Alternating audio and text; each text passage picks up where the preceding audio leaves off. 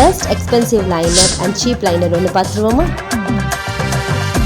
இந்த லைனர் பார்த்தீங்கன்னா எல்லா மேக்கப் ஆர்டிஸ்டோட வேனிட்டிலையுமே இருக்குங்க.